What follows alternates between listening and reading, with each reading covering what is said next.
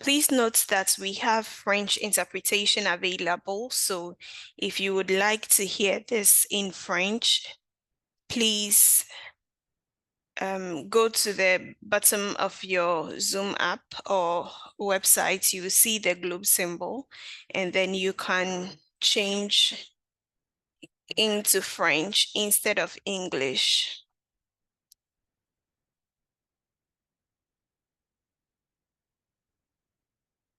I'd like to say welcome once again. And then, as we know, in our refresher and plant preventive maintenance session, we take a moment to pause and also reflect on how implementation is going, and also to know how your Delft slide system is performing. And if there's any feedback, we'll be happy to hear it and also help you by answering some of your questions or concerns. So for today, we'll be having the refresher training, which is things that we fundamentally learned during the training that we are going to refresh our minds on. And also through the customer success survey that went around beginning of the year, there were some concerns to know more about the CXDI software.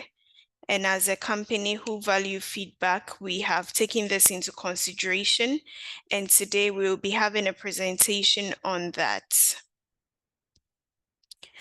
So before now, I see there are some few questions coming into the chat box. Kindly use the Q&A box for all your questions so that it is easier for us to address them and not miss out on any of them. Thank you very much for understanding. So I will start off with a very short presentation on what our objectives are for today and also the outline we are working with.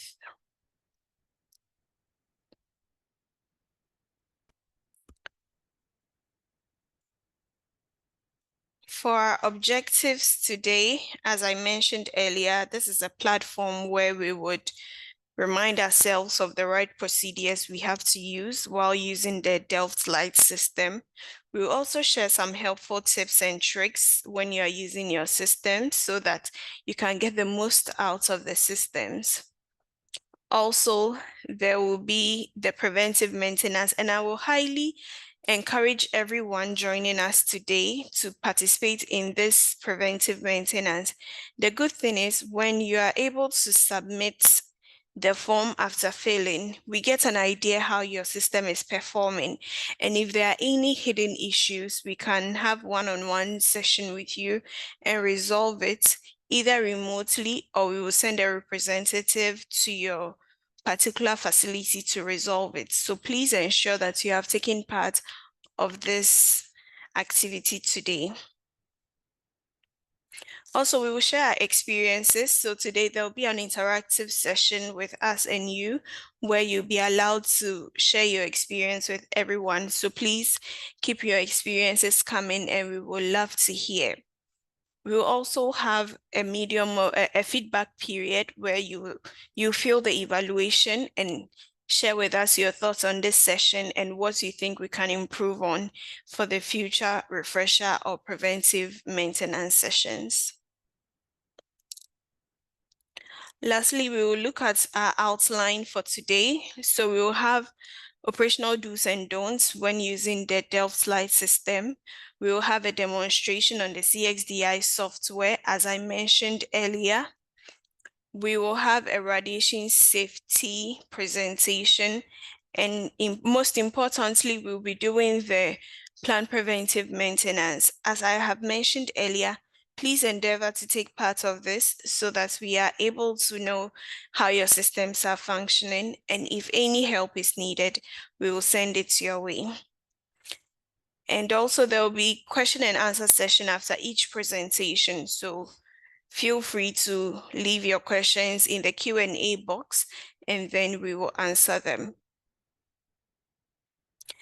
Thank you all for your attention. And at this point, I would ask our facilitators for today to introduce themselves.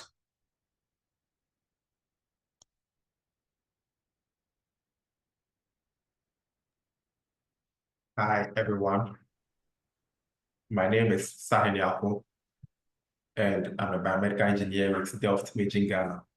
So for this refresher training, I'll be taking you through all things having to do with the tube and the detector, as well as the stand, and how you can best use it in order to have it for a very long time without encountering any major problems. I hope you do have a very fruitful session.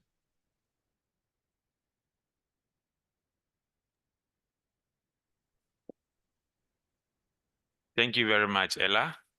Hi, everyone. I'm Hayford Inside, a radiographer and application specialist. So with this training, I'll be taking you through the CSI software and also the radiation safety bits. And I wish you all the very best for joining this training. Thank you very much. Thank you, facilitators. So before we start with the first presentation, I would like to remind you that we have interpretation available in French. So if you would want to listen in French, please go to your interface on Zoom and click on the globe symbol, and you'll be able to listen in your preferred language. Please also ensure to stay tuned with us today so that you can take part in the planned preventive maintenance session, which will be very helpful. Also, send in your questions through the Q&A box, and we will address them at regular interface. So we'll be moving on to the first presentation by Sahini on the operational do's and don'ts on the Delft light system.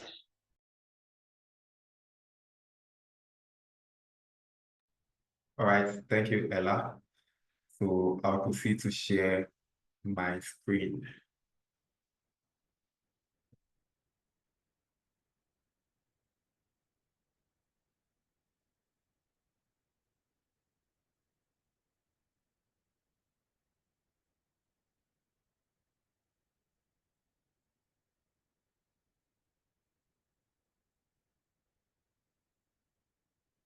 All right.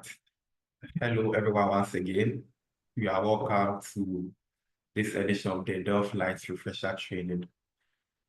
My name is Sahini Apple, and I'm a biomedical engineer. So in the course of this presentation, I have just one request from you. The request is that if you have any questions as I present, please jot them down. Immediately I'm done, I'll give you the opportunity to ask the questions and I will duly answer them. Okay. So this presentation will basically touch on the operational do's and don'ts as you use the Delft Light system. Welcome once again. The objective from this presentation is very simple, and they are that at the end of the presentation, you should be able to have some basic tips on how to set up the system in the best manner. And also, you should be able to have some knowledge of the operational do's and don'ts that you need to adhere to in the course of your duties, and also how to be able to care and maintain your system so that it can be able to last long for you. This will be the outline of the presentation. One, I'll take you through some do's and don'ts for properly operating the Delft Light system. Then after that, we look at how to resolve some simple or frequently occurring Delft Light tube errors.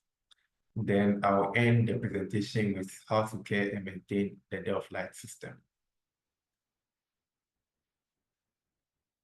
All right, so let's start with how to care and maintain the stand. Okay, and for this part, I'll be referring to the Delft Light stand. Now, when setting up the stand, always ensure that you keep the strap inwards instead of outwards. So, sorry. As you can see here, when strapping the base frame to the wheels, always ensure that you strap it by passing the rope and the knob inwardly instead of outwardly as it is done in this image. Also, when setting up the stand, always ensure that the wheels are locked. This to keep the stand stable so that as we are mounting the tube on the stand, there will be minimal movement. So to lock the wheels, all you need to do is to press down on the handle, the brake handle over here. And then if there's the need to release it, you just need to push it up, then it release the wheels.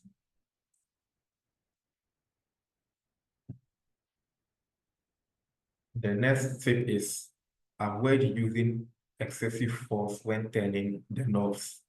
Now, as you know, or as you are aware, the knobs are made of a plastic material. So when you apply too much force in fastening it, you risk breaking the knobs, and that could put you at a great risk because you won't have the freedom to use the stand as best as you would.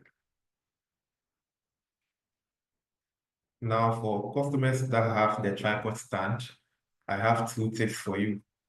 And the first one is that always ensure that the legs of the tripod stand are spread out as wide as possible.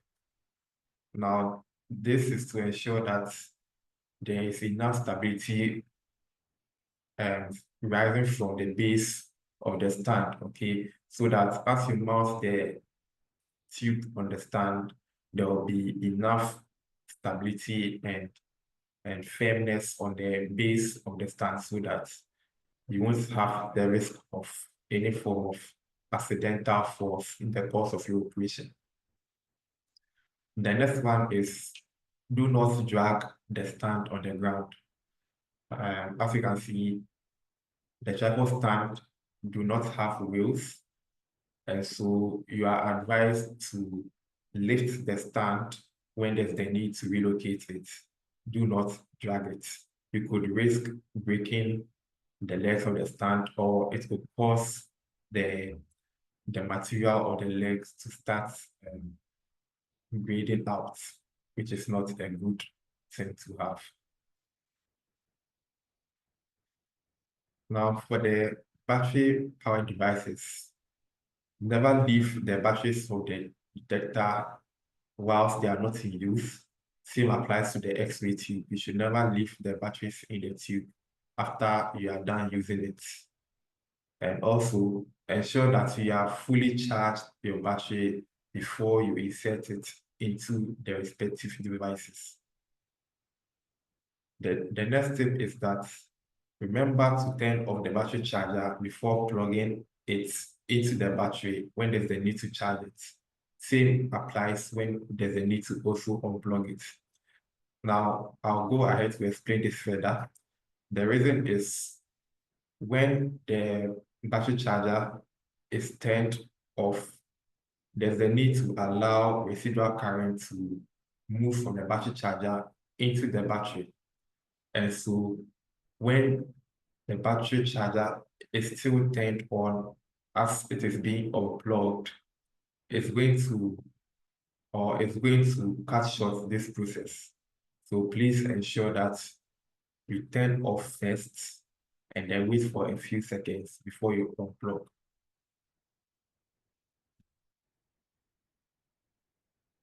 Now, for charging or powering your battery-powered devices or electric devices, you are always encouraged to use the Mobison as your primary power source. This because the Mobison, as you know, has an AVS, which means it has an automatic voltage stabilizer. Now, what this means is that the Mobison is able to give out voltages that are very safe for use or for use as a power source to your electric devices. This is much more safer as compared to the power source from your wall sockets or from your electricity network, which is not stable or you can't really guarantee its stability. So in order to safeguard the electric devices, you are encouraged to use the Mobison as a primary power source. As you are aware, the Mobison can be charged either using the in the grid or using the sun energy. And also ensure that the Mobison is charged fully at all times. This especially for the case of customers who have to use the system in remote areas or in areas that do not have access to reliable power. Okay. Since the Mobison also serves as a backup power source, it is wise that you have enough backup power in your Mobison as you go out on the field.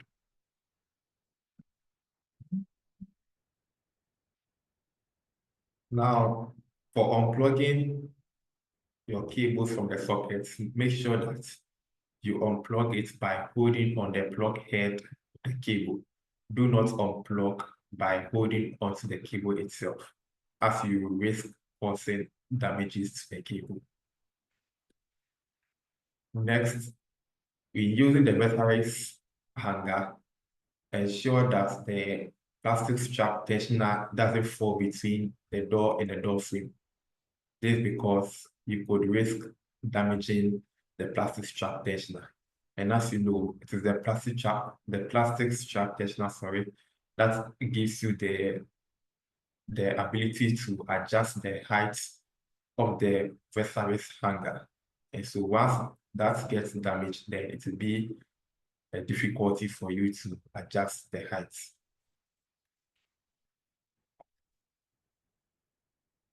Now, let me take you through a few tips on how to resolve some frequently occurring tube errors.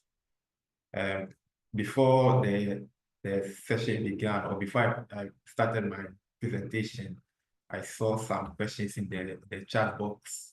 I think for Sony Dio, if I'm allowed to mention your name. Your concern was that you get the error P00 frequently on your tube. So I think it's very useful, or it's a good thing that you are getting to learn how to resolve P00 today. Yeah. So error codes are a normal thing with the Delft Light tube. They do not mean that your tube are necessarily gone bad. No, they are just there to prompt you of unusual circumstances or dangerous situations that your tube is going through. So once you have the alert, there are certain remedies that you have to take to correct it, and then you can continue using your tube. Now, the error codes are normally displayed on the KV indicator, or sometimes on the second or MAS indicator. And once they appear on your KV indicator, you won't have the freedom to carry out any more exposures. Okay, the only option will be to turn it off. So I'll take you through a few of the error codes, what they mean and how you can correct them. The first one is P00 error. And P00 error means X-ray exposure error. Now, when you get P00 error, what it means is that you are releasing the exposure switch earlier than the set exposure time. Yes, so this error is actually an operator-triggered error. It will only pop up when the exposure switch is released earlier than the set exposure time. So if you as the operator, you realize that you are getting too many cases of P00 error, then it means you need to pay more attention to how frequent or how early you are releasing the exposure switch. Okay, so it means you need to prolong the press a bit more. Now, when this error appears, the only way to correct it is to turn off your tube. Then you will take off the battery and wait for at least 60 seconds. Then you can reinsert your battery and turn on the tube. You will no longer see the error, and then you can resume your screening session. Now, I'll take the next three error codes together. P01 stands for X-ray tube over voltage. P02 stands for X-ray tube over current. P03 stands for X3, sorry, P03 stands for overcurrent protection. Now, these three error codes have to do with the power source.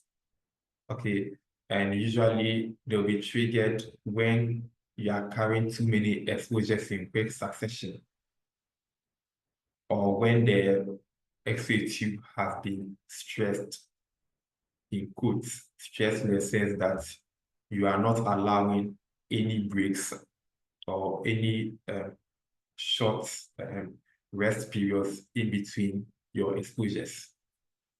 When this happens, then any one of these three errors appear. And just like P00, to correct this error, you need to turn off your tube. Then you take out your battery, wait for 60 seconds at least, then reinsert it and turn on your tube. Now, P05 stands for battery overheating. Of course, this error will be triggered when your tube or your battery has become excessively hot because it has been used for a long period under the sun, or that it has become too heated because you have carried out too many exposures. And as you know, X-ray generation and ejection is an activity that produces heat. And so when it is done for many hours or for many times, then there is a chance that you have P05 error. And for this error, the only remedy for it is to turn off your tube, then you take out the battery and allow it to cool off. After some few minutes, then you can reinsert and resume your screening session. Then the last one is P11, which represents flat battery. I think the understanding there is very clear. It means your battery is dead. So all you need to do to correct this error or to stop it from appearing is to recharge your battery fully. Then you can insert it into the tube and resume your session. Now, to care and maintain your Delft light system, these are a few notes that you should keep in mind. First of all, you are not supposed to keep food items around the Delft light system or any of its components, be it solid or liquid. It's not a good practice. It could attract insects and rodents, which could cause damages to the components.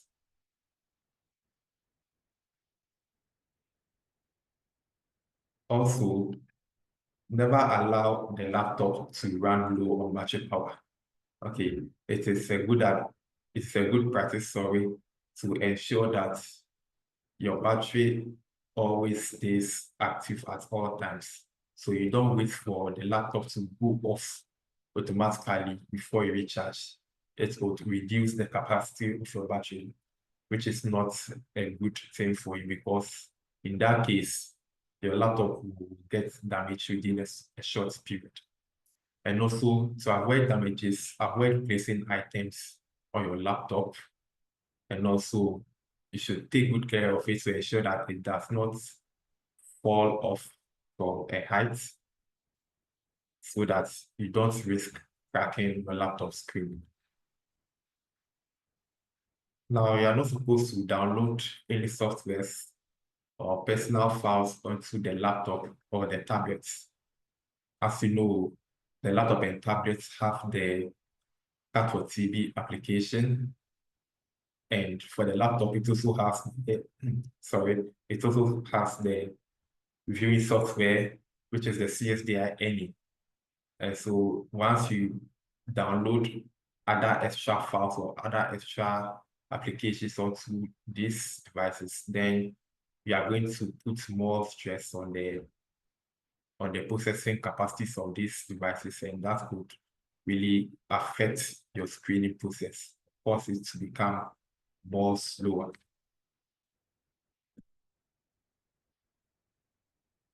Okay, I touched on this a bit, so it's saying the same thing. Do not download personal files, be it images, games, videos on your laptop or the tablets. It's just an advice because if you do this, it's going to affect the processing capacity of your devices. Now, for your lead aprons, it is a bad practice to fold your lead aprons. Okay, the best practice is to hang them on a hanger, just as you can see over here. The reason is that when the lead aprons are folded, it causes the shielding material in the aprons to become damaged. It loses its capacity in some way to shield you from the X-rays. So in order to keep the integrity of your lead aprons as a protective device or protective material against X-rays, please ensure that it is always hung and never folded. Now your Delft light system components are supposed to be kept clean and tidy at all times. Okay, and for cleaning, you can use alcohol agents or any cleaning agents. But there's a caution here, and the caution is that you are not supposed to use any solution that contains chlorine or any solution that contains bleach. The reason for chlorine is that chlorine is a rust agent, and so especially for the metallic components, when they come to contact with chlorine, then it's going to initiate rusting of those components. And for bleach will cause the surface of your components to deface. And so it's not a good practice to use bleach. Aside that, ensure that you clean the components with a tissue, as you can see nicely done over here. And especially for the pins of the tube battery and the battery charger, you can use a brush to clean the inside of it to ensure that no materials or dust particles have found their way into them. The X-ray generator or tube and the battery, in the same way, have to be cleaned using cleaning agents or alcohol wipes, as you can see over here. And as well, you should take note that chlorine-based agents or bleach are not to be used. The stand also should not be left out in the cleaning. You can use alcohol wipes or damp tissue or damp cloth with water to clean the stand. This is because you wouldn't want any particles or dust particles to accumulate on the stand.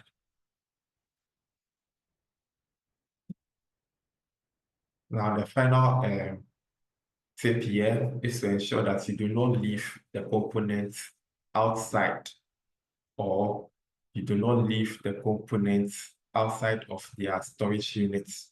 After you are done with your session, ensure that you keep the individual components in their respective parking areas. So the tube and detectors will go into their backpacks, and the stands will also go into their sleeves or the carry bag. You should never have a situation like this where the items are left outside in the bed. Are left outside in the open. So this brings me to the end of my presentation. But as you are well aware, the help desk portal is always available to you, and the link to access it is www.delft.care/helpdesk. In case you encounter any issues, please feel free to report them to the help desk, and the support team will be available to reach out to you and provide the necessary assistance to help you deal with the issue. All right, so this brings me to the end of my session. I hope you have picked up some tips and lessons on how to properly use the system. So at this moment, if there are any questions, I'll take them and respond appropriately. Thank you.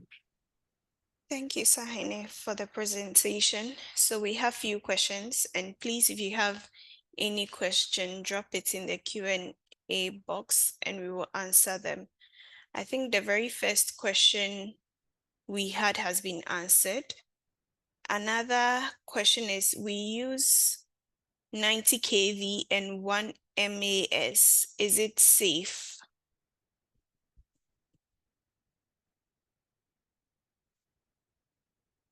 Sahine, did you get the question? Or Hayford? Yes, I can address that. Yeah, so 190 kV on 1 MAS is not bad, it's okay. But personally, I would advise that you should adjust your kV and then MAS according to the body mass index of your patient, right? So in as much as there's the liberty for you to apply the high KVP rule, if you have a patient, let's say two different patients, one is slim and one is a bit fat, you shouldn't give the same factors to them. So you can calm down a bit on the factors, right? So it means that we are applying the principle of ALARA as low as reasonably achievable to acquire the best or an optimal image, right? So I would advise that you adjust your exposure factors according to the size or the body mass index or the body habitus of your patient. Thank you. Thank you, Hayford. And we have another question that says, so it's a question on, I think, asking for a suggestion. So this question is that they are always on the field. So how would they be able to hang their lead aprons? Okay, so for use of the lead apron, the idea here is to not crumble it. Okay, so it's not really necessary to have the hanger. That is, if where you find yourself, you don't have a hanger. Okay, if that is the situation, then all you need to do is to, if possible, lay it bare on a neat ground, or if there is any table, you can place it flat on the table. Okay, that's the best way. The idea here is that keep the lead apron in such a manner that it won't be crumbled. Okay, so once the material is wide open, then it's fine. You don't necessarily need to have the hanger.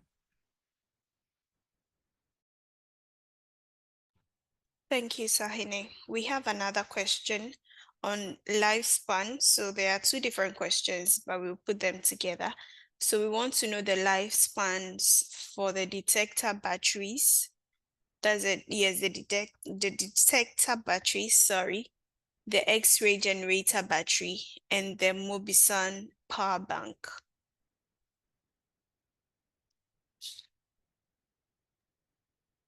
Okay, thank you. So usually for questions that pertain to battery lifespan, they normally vary as per the usage frequency and how well maintained the batteries are. Now, the reason why it is so is that normally for the tube battery, as you know, they are able to sustain about 200 exposures or sometimes 250 exposures max. And this actually can be spread out in maybe 5 hours or 6 hours, maybe 7 hours, depending upon how fast your screening session is going on. Okay. But then if your question about the lifespan is having to do with when your battery is going to lose capacity completely, as in getting to the point where even if you recharge it, it's not going to work. Then that one, for that, it's about 3 years. That is about 3 years in the instance where you are not leaving it to die on many occasions, because when that is done, it accelerates its lifespan, or should I say, it rather decreases its lifespan, because it is a lithium-ion battery, and per their nature, they have a limit beyond which, if they go below, then the battery capacity will be greatly affected.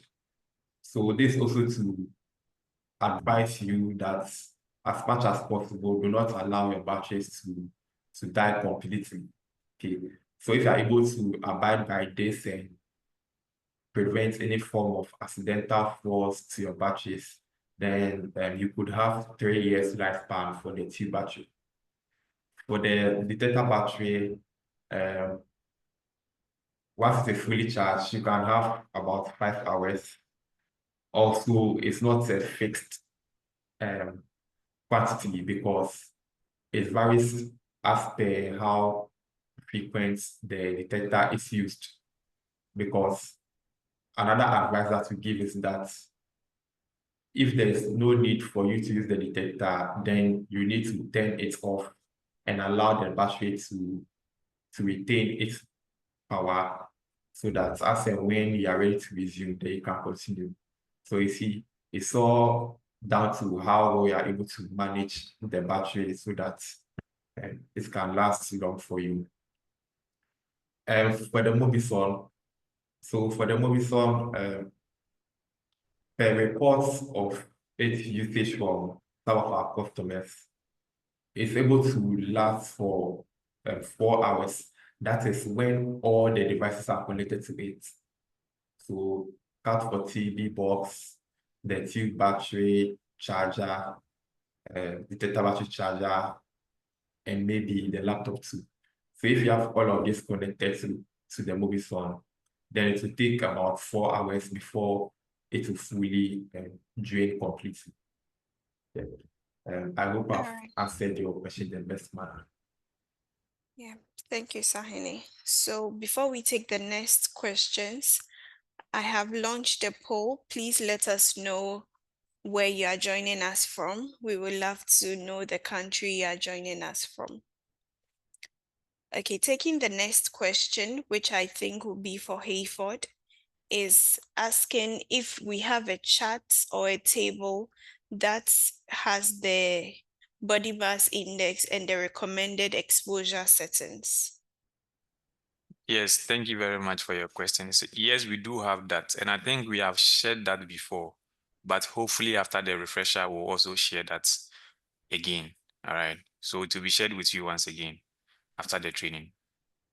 Thank you. All right, thank you, Hayford. So this question is about warranty expired. So this person is asking that now that their warranty is expired, how do they get small spare parts, specifically for the plastic cork screw? So I believe that when your systems are no longer under warranty, when you reach out to help desk, we look at ways that we can collectively help you. So we wouldn't be able to get a one size fits all question. Hello, do you hear me? I was told I am breaking at a point. Yeah, your line Yeah. was breaking. So if you Yeah, could we take can that hear you. again. Okay. Is it better now? Yes, please. Yeah, perfect. Okay, thank you. So as I was answering, I was saying that for the warranty period, or when after your warranty is expired, we will have to look at replacements case after case, because it will be hard to get a one size fits all solution for when there's an expiration on your warranty. So whenever you have any issue, reach out to us and we'll be able to see how we can go about it with our sales team, and also considering other factors that cannot be discussed here. All right, so I believe we have exhausted all the questions we have now on Sahine's presentation. However, if you have any question, please let us know, and then we'll be able to answer them for you. Also, I have launched a poll asking where you are joining us from. Please do well to participate. I have some responses now, but please, I hope to get more of them. We'll be moving to the next segment, which would be us having a demonstration on the CXDI software. As I mentioned in the beginning, during our customer survey, we ask our users on recommendations on things they would like to see more of, and this is one of them. So this is also to encourage you that please, when we send the customer surveys, take part and be assured that your views will be taken into consideration, so you should feel free to share them. Hayford will now take us through this presentation.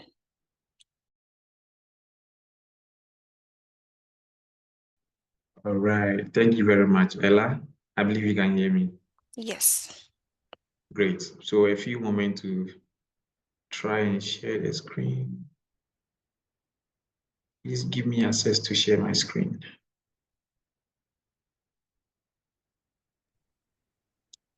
One second.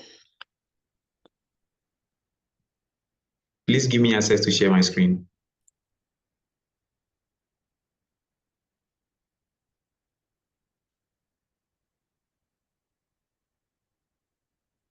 All right, hold on, I want to see if.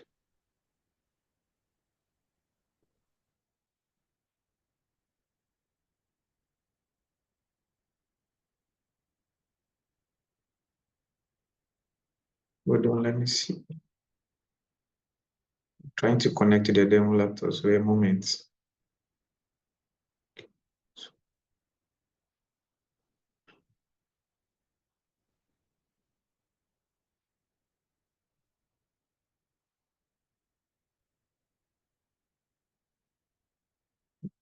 Please give me a few moments, right?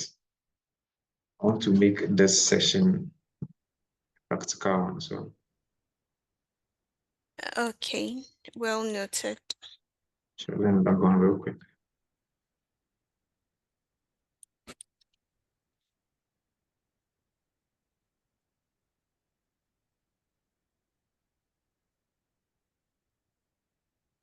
Please, can you see my screen now? Hi, Ella. Yes, we see the Zoom interface. Oh, okay. So you don't see the CSI software? No, so you have to reshare again. Oh, let me share again.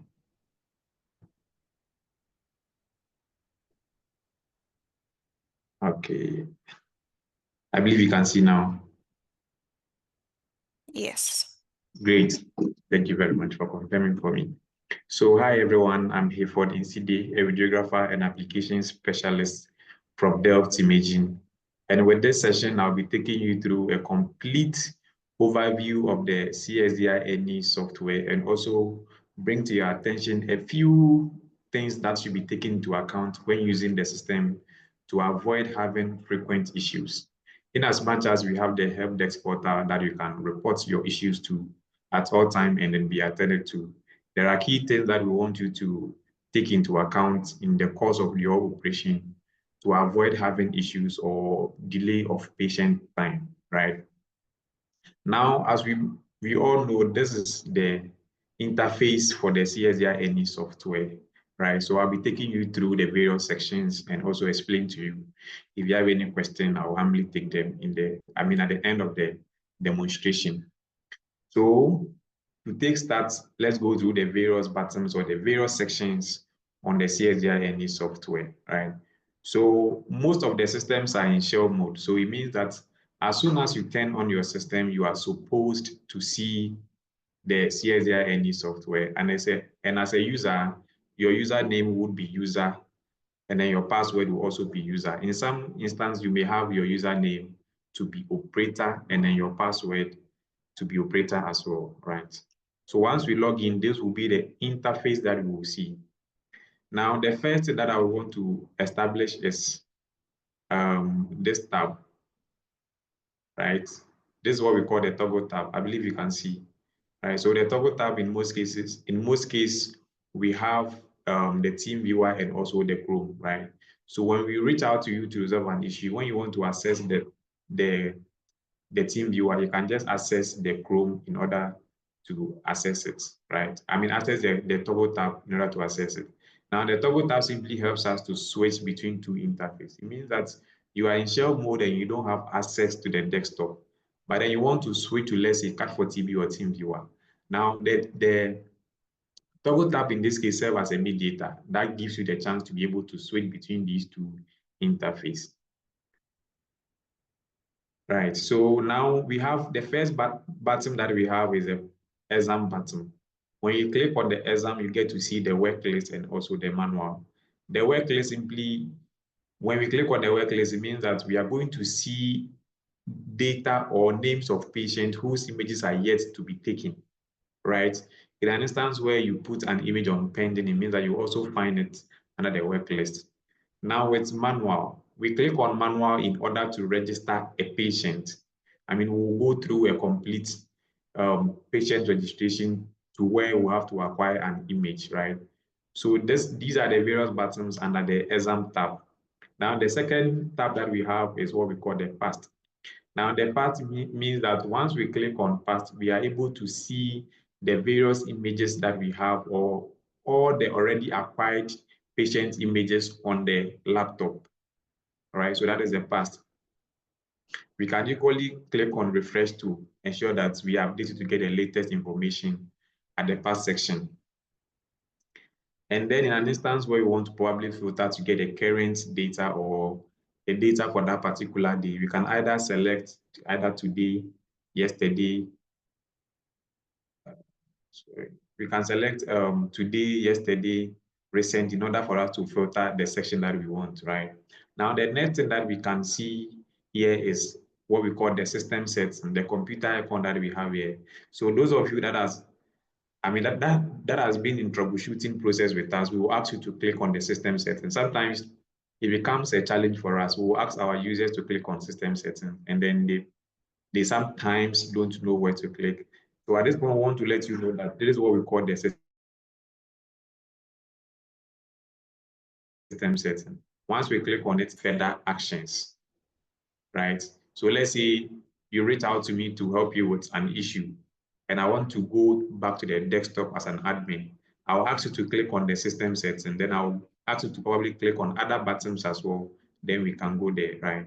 So let's take into account the rows of the various sections. Now, this is also what we call, this is one troubleshooting factor that I want you to take into account. This is the internal hard disk of the laptop. Now, the software is such that in most cases, you may have your Cat4TB configured to the CSDI software. It simply means that once you click on End Exam, the image will be transferred to the Cat4TB software. Now, once it's transferred to the Cat4TB software, it will also be saved on the laptop. If you have a PC, to be saved on that as well, on the Sterling as well, right? So the image is transferred there, but then internally it has been saved. That is why in most cases you will find this section to be blinking. In an instance where you find it to be blinking, it means that the internal hard disk of your laptop or your system is full. One may ask at that point, what are we supposed to do? Please, you are supposed to reach out to the help desk so they can help you probably get some of the data out. Sometimes we'll ask you, where do you want to store your image? Then we can take the full data out of the software to free it up.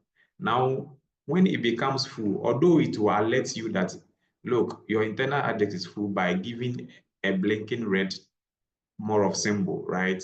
Some people end up ignoring it.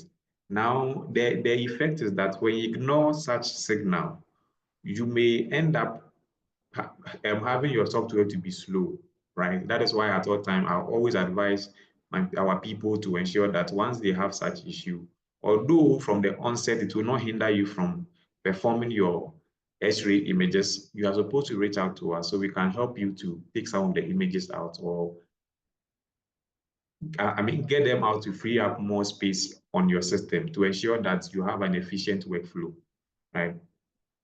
Now, the next thing that I would like to mention is this section, the upper right section, right? This is a demo laptop and I don't have the detector connected.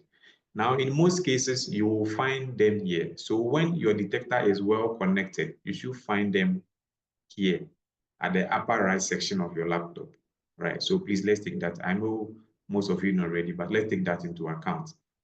One other crucial thing is that there are instances where customers reach out to us that they take the images all right, but they are unable to transfer them to the CAT4TB.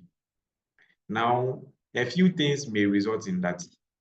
The next one will come up in my next interface. But one thing you would like to take into account is this section, the online.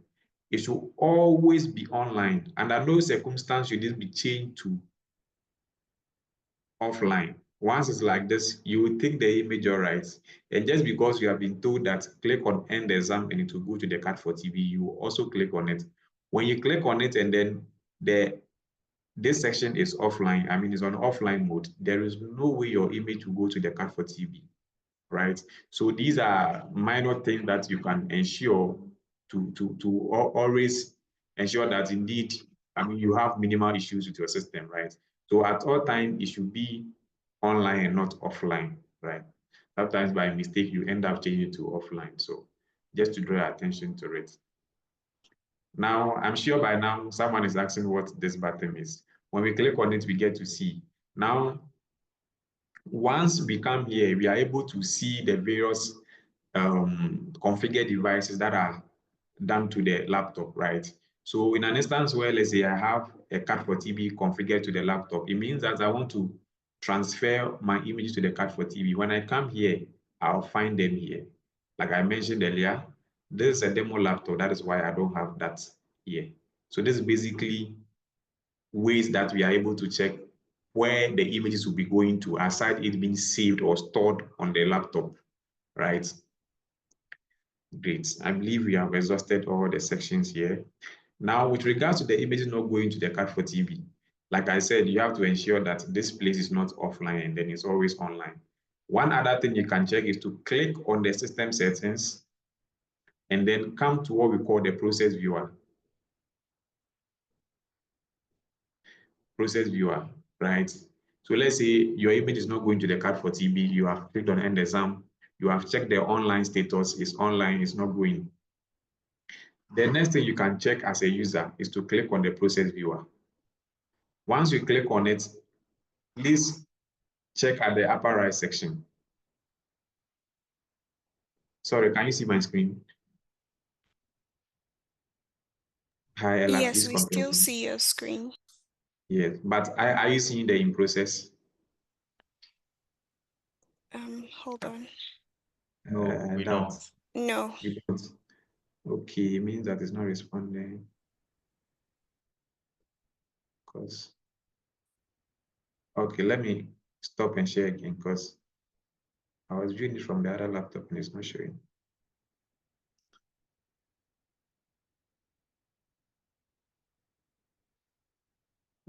Okay.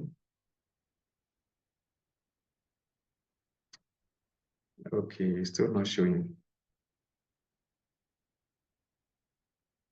It's quite interesting.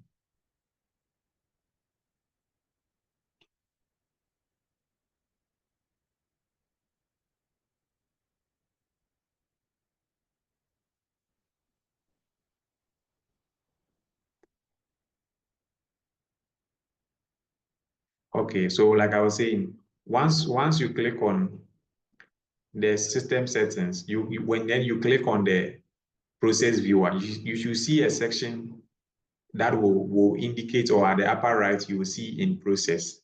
Now, it should always be in process. Once you click on the in process, it will change to suspended.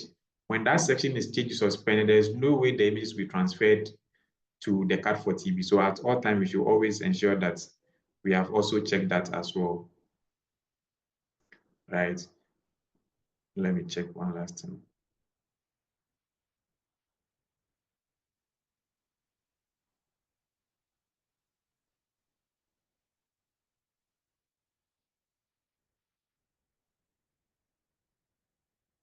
Okay, so the last one other thing that I want to, I mean, most of you may be aware, but let's also go through is how to register a patient on the CSGI software.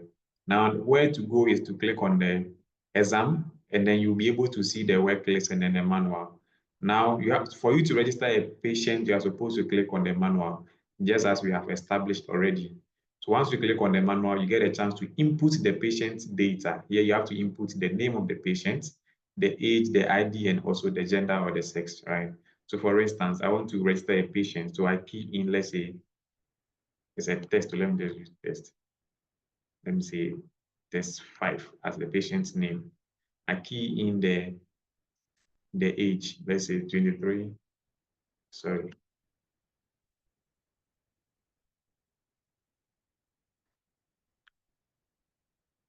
And then I key in the ID, right? And I select the gender. Once I'm done, the next thing that I'm supposed to do is to either click on set or click on start exam. When I click on start exam, it then gives me the next interface. Now, this is where I get a chance to select the protocol of my choice. Let's say the patient comes in to do, let's say, chest x-ray, do an abdominal, and I mean, x-ray of the abdomen or the lower limb, which other projection or protocol that you want, you may select from the various options. So to do that, we can do that in two ways. We can search by body parts where we have the animation here. And then as you can see, we have the various or all the various protocols here. But sometimes it becomes a bit tedious for us to go through to identify the section that we want. So we can either filter. We can filter by selecting or highlighting on the area that we want. So let's say I know I want a protocol that relates to the chest. So it means that I'm supposed to just click on chest to get the various projections or protocols under chest. If I want the upper limb, once I click on it, I can uncheck the chest to get the various projections of the upper limbs. If I want the lower limbs, I can uncheck that, then I'll check the lower limbs. So basically that. Others may not prefer this, and then they may want to search by the various descriptions of the various body segments. It means that you can also search by body, sorry, search by category, where you can see the descriptions of the various body segments, right? Just that personally, I prefer the search by body parts. So for instance, I want to perform, let's say, X-ray of the neck. So it means I want to perform a C-spine X-ray. So I'll just highlight on the spine, right? And as we all know, C-spine, in most cases, you may select AP and then lateral, right? Once I select the protocol that I want, and of course, you can select as many as you want that relates to the projection that you want. Once I do that, then I can click on Start Exam, right? When I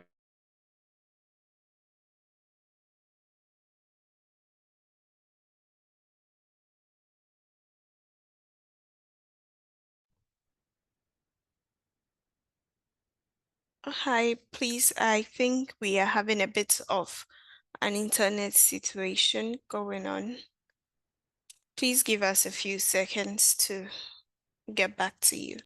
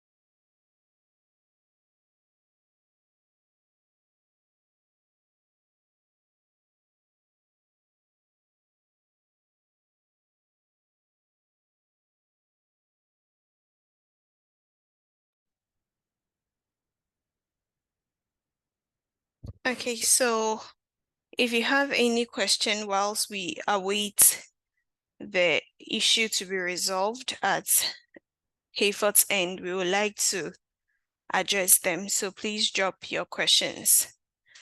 Okay, so one of the questions we have in the chat box already is asking if you can apply for a new bag if your existing bag is too old.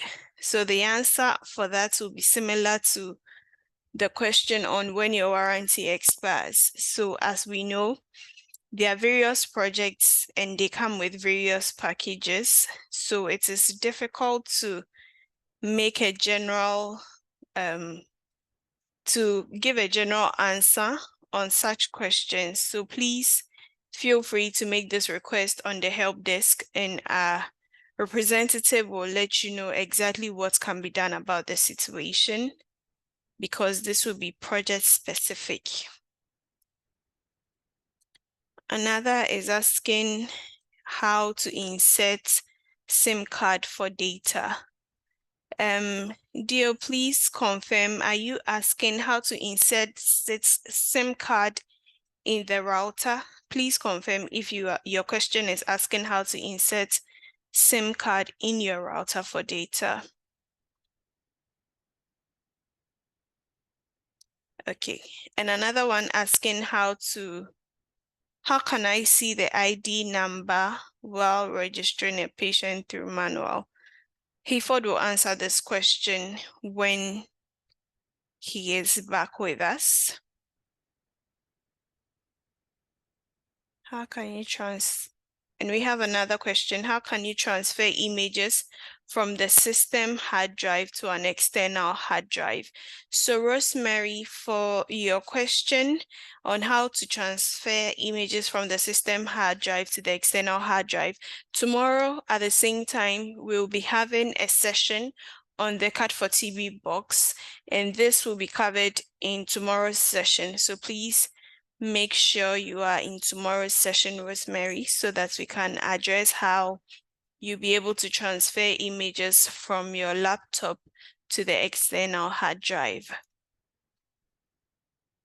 Another question says, why don't some of us have the ability, other parts, okay, of examination? So I believe the question is, why is it that So I believe the question, is why is it that you don't have the ability to screen other body parts like other people? So as I keep saying, we have various projects. We have over thousands of projects across the globe, and every project comes with its own unique requirements or requests. So we try to align with the request of the project to ensure that all users have the maximum output from their systems. So in case you have seen other users doing other things you're unable to do, all you need to do is to make a request known on our help desk platform, and we would get it done for you. So if you want to do any other screening, please request through the help desk portal. However, the Cat for TB only analyzes chest X-rays. So you'll be able to take other body parts, but you would not be able to use a Cat for TB to interpret because. Apologies for the inconvenience, right? Okay. So a few moments to reshare my screen again. All right. Right. So just as I was saying, when we have our detector connected, when you get to the section where we want to make the exposure, the first thing we are supposed to do is to check at the upper right section of the screen, where we ensure that indeed we have a moment, where we ensure that indeed our detector is ready for us to make the exposure. So in most cases, you find this section to be in green and also ready indication in there, right? So that we can acquire the image. Once we are done with the exposure, we'll get the image acquired at the center here, right? So when we acquire the image, you can use the various post-processing tools to adjust if the need arises, you can use that to adjust the contrast. And then you can equally, so by doing that, we click on this section where we can use the various tools that we have here. You can equally click on the image processing to give you the chance to adjust. Of course, we don't have an image here, so we are unable to do that. But this is just to draw attention to that, right? So once you are done, let's say you want to acquire 2 images. Let's say you are, like I said, I am using C-spine or cervical spine X-ray for this demonstration. So I want to acquire, let's say, AP and lateral.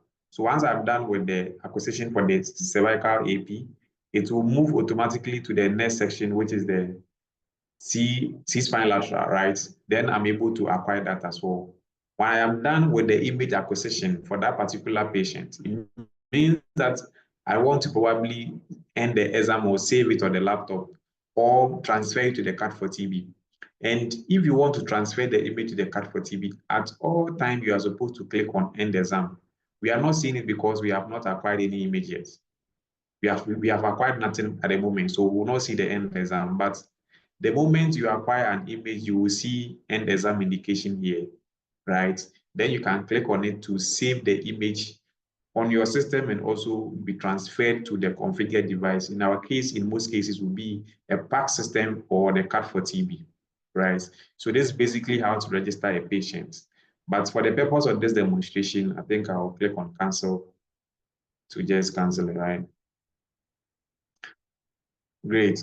Now, the last thing that we'll be going through as far as this demonstration is concerned is how to shut down the laptop or restart the CSDI software. Now, we have had instances where some of our users end up shutting down the laptop right away from the various buttons, right?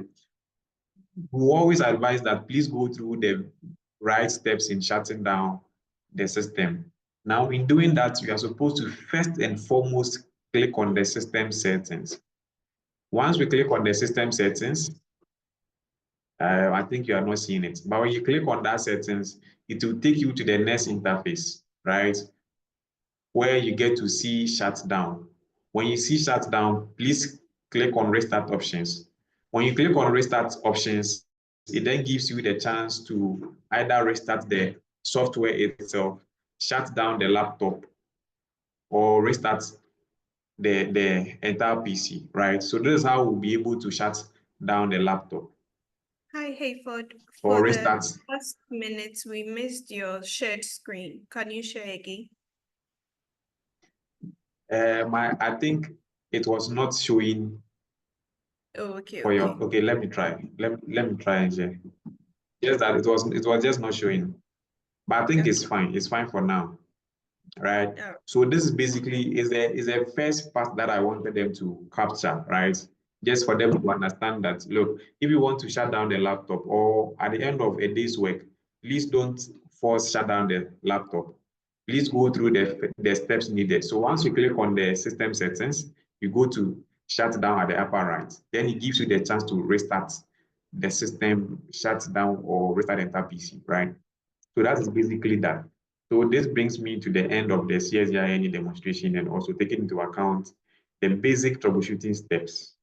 Thank you for your rapt attention. And if there are any questions, I think I'll humbly take them and address them. Then we can move to the next session. Thank you very much.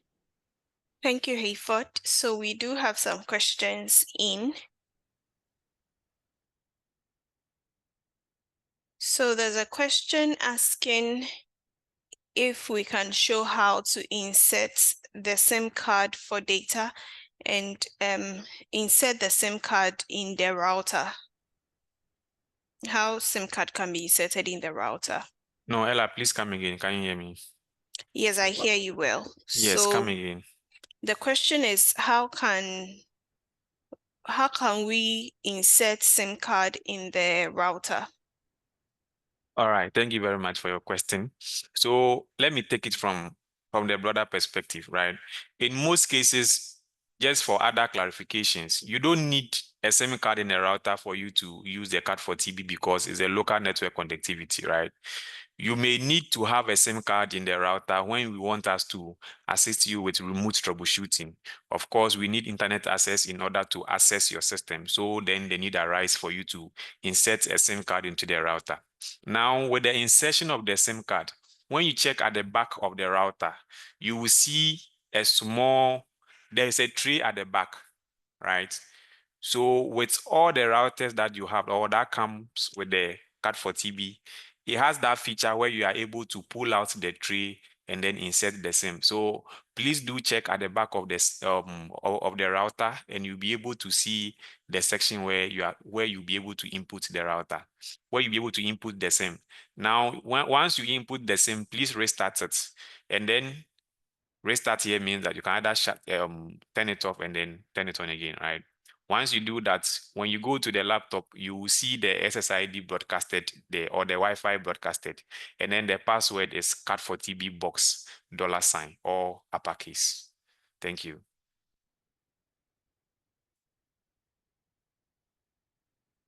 Thank you, Hayford. So we'll be taking a few more questions. All right.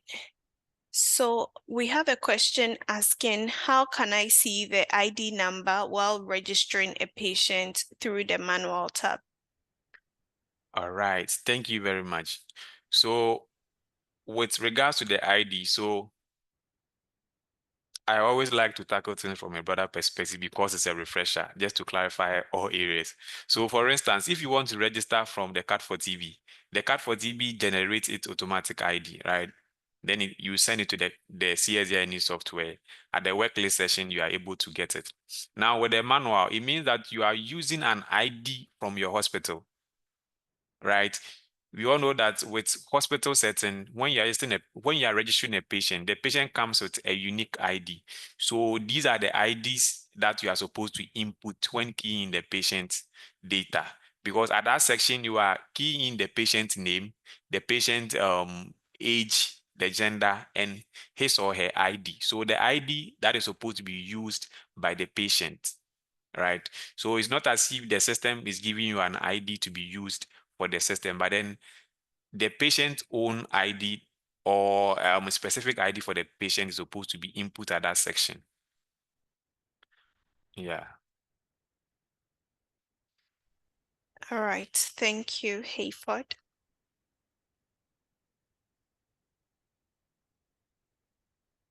So I think for the other two questions, we have answered them. And then another question is if there will be a certificate for this refresher session. So please note that for this refresher, we do not do certification because we do the refresher 3 times in a year.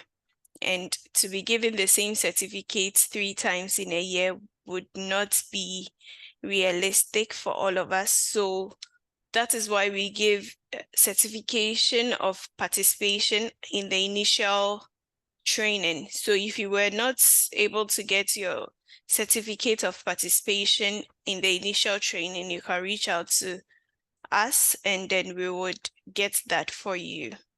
But for the refresher, there are no certificates awarded. Hayford, you would like to add something? Yes, please. I just want to be sure if indeed these questions have been answered already.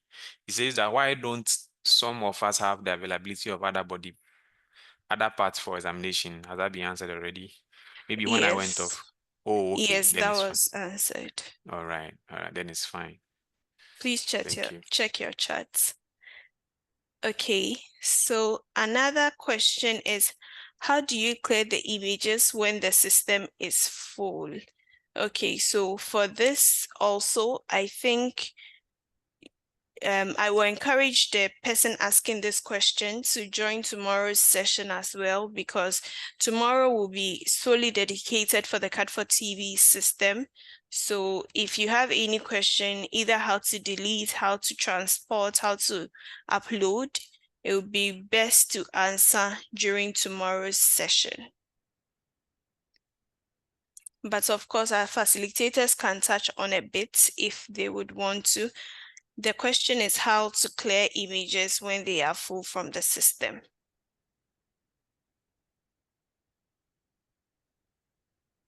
Hayford, Sahine, would you want to touch on it a bit, or we should wait till tomorrow when we have the No, CAD for no, hold TV? on. Come again with your question, please. How do you clear images from the system when it is full?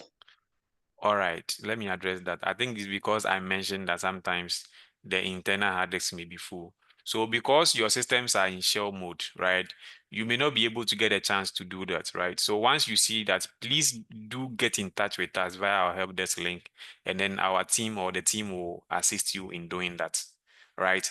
That is why most of the Delft Lite package comes with an external hard disk. So, I mean, it's supposed to be used in instances of this nature, right? So the take-home point is that once you get that issue, please do get in touch with us and then we'll assist you to resolve that issue. Thank you. Thank you, Hayford. So another question is asking how to get an additional detector, I believe for the Delft lights, the persimment.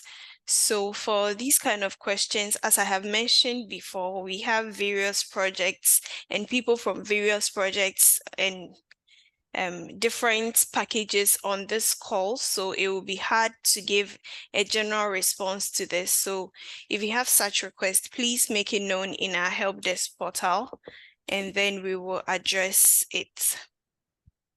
So we have mentioned CAD for silicosis before, and therefore one of our participants wants to know the progress with CAD for silicosis. Thank you very much, Ella. So I think with regards to CAD for silicosis is almost ready, right? But just that it's not really available for everyone. But in an instance where you really need it, right? I would advise that you get in touch with, say, Ella, and then you will let it, I mean, she will let the team know, and then you will surely have it, right? Yeah, thank you very much. All right, thank you. So you can get in touch with anyone, either myself or Sandrine or any salesperson at Delft Imaging, or better still, you can reach out to the help desk if you have particular requests as such. The last one is, okay, it's a question that I did not attend the initial training. How can I get this training? So as I have been mentioning, the training comes with a package or with the project. So usually we will have an initial training, and also the refresher training is for people who were not able to make it to the initial training. So we get to share some ideas or the knowledge with you. So if you have particular things you would want to know more on, I will advise you to ask such questions so that we can attend to them. Better still, your projects as a whole can purchase a new training for all new users or something, and then we can deliver the training again. Okay, this has been a very interactive session. Thank you all for your questions, and we'll be moving to the other parts of the day. Ahmed from Nigeria, I see you. Thank you for joining. He shared his name and location. Thank you for joining, Ahmed. So we will be moving on to the radiation safety training.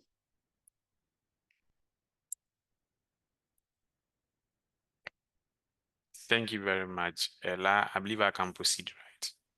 Yes, you can. Yeah, so before I do that, I would like to demonstrate how to insert the SIM card into the router. So a quick one, I would like to share a brief slide on that so we can better understand what I explained earlier. All right, so I believe you can see my slide. Yes. A moment, please. We see both current and next slide. No, let me stop and share again.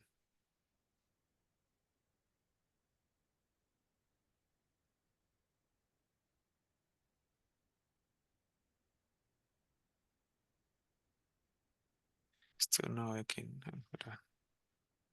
If you have an extended monitor, that could be the reason. Can you see now? Sorry.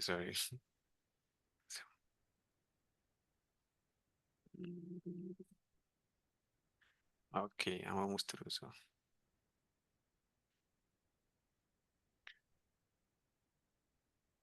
We see you now. okay, good. So this is basically how to insert the SIM card route, right? So this is how the router look like.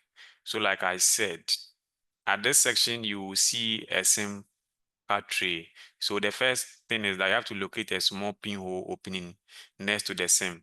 So there's a small, let's say, opening here, pinhole opening, where you can insert something small there, just like your normal phone, right? If you want to probably take out the SIM card. The same steps that you use for your phone, you can equally apply that here.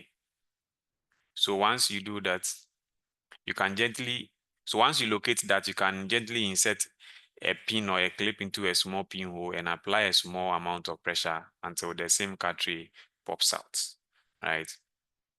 Then you can pull the SIM tray out.